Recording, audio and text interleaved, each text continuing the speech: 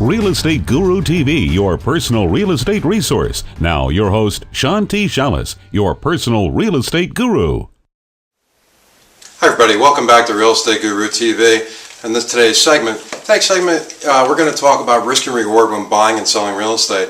We were just working with somebody and they said to us, hey Sean, we're considering either renting or buying. We're really not sure which way we're going to go with this. So we talked about some of the benefits and some of the challenges with owning a piece of real estate. One of the things we're going to talk about is the appreciation factor, also the financial benefits. What if you're only staying there for a couple of years? The other thing is if you're getting relocated, how are you going to deal with that? It all sounds great, but wait a second. What about the risks involved in buying a piece of real estate as opposed to renting? If I own it, I have to take on a whole lot of risk, right? Well, we're also going to discuss the reality and the fantasy of that, and what it takes to actually, understand. You're still going to have the responsibility of monthly payment, whether you're owning a property or renting a property. We all got to live somewhere, unless we're living under a box somewhere or a rock. Here's something interesting though that we did with somebody is we talked about a 2-bedroom, 2-bath in the area. It's one of our listings that we were talking about. And we went through and we said, hey, if you were renting a property for $2,000 a month, the fee to rent the property is going to be 1.5 times the rent usually.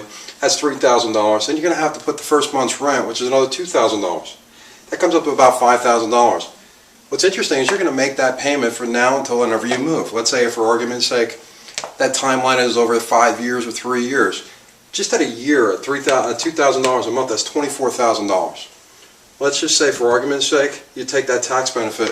When renting, the tax benefit is actually zero. So $24,000 times zero comes up with zero. But there is some equity involved in that property. The challenge is what you're doing is you're paying the equity for somebody else's benefit. And it's going into somebody else's pocket, not yours. So here's another strategy. What if we actually took the same amount of money, the $2,000, and we said we're going to rent the property? Instead of renting the property, we're going to buy it. They said, well, wait a minute, I'm not really sure I'm ready for that. How can I do that? Well, with the FHA, you can actually get a property with 3.5% down still to this day. What's interesting is we can actually ask the seller to roll in the closing costs into the price of the property. So basically you can finance both the property and your closing costs, so all you'll have to come out of your pocket with is about the 3.5% to put down, providing that your credit is good and that you can actually qualify. Now what's interesting is doing that, you're going to come out with about $8,750 a month, $8,750 out of your pocket. Obviously slightly more than the $5,000 you have to do to rent it, but in this case you're going to own it. When you run that number at 5%, that actual multiple is about 5.3% per month is what the actual, what it actually converts to.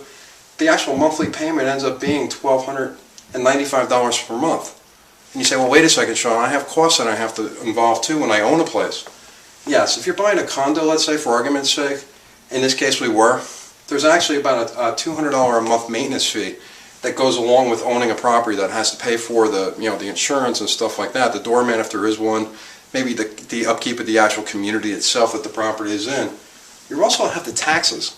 The property taxes, which people look at, oh my God, I have to pay property taxes. They're $3,000 to $4,000.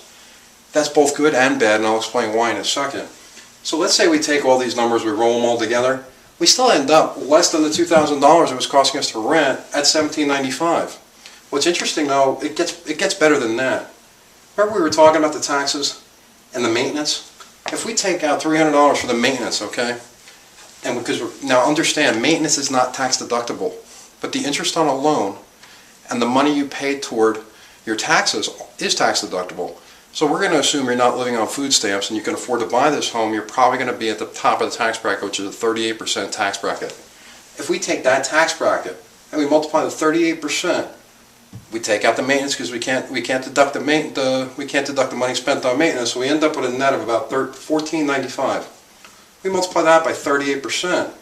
We get $682 a month back in our pocket from Uncle Sam at the end of the year just for being a property owner in the United States.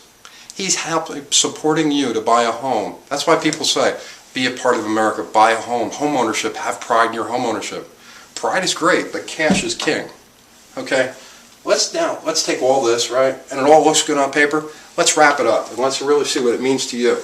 What's the net to our consumer, the person who was going to rent that place, right? So in this case, that same consumer that was going to buy that place, he was going to rent it, he invested $87.50 in order to buy that home, become a homeowner.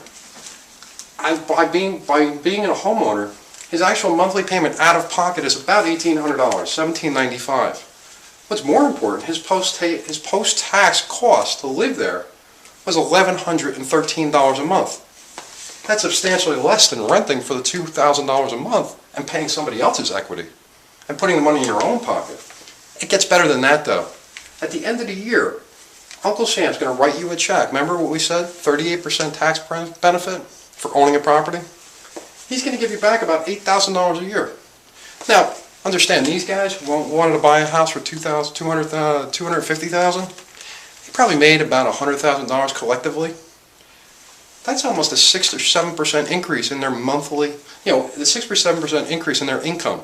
That goes to the bottom line in their pocket. Remember we said cash is king? Listen, if you want to find out more about renting or buying, stay tuned to our next chapter and our next episode on how to buy properties and the risks and rewards in it. We'll look forward to hearing from you. It's a great day, and thank you.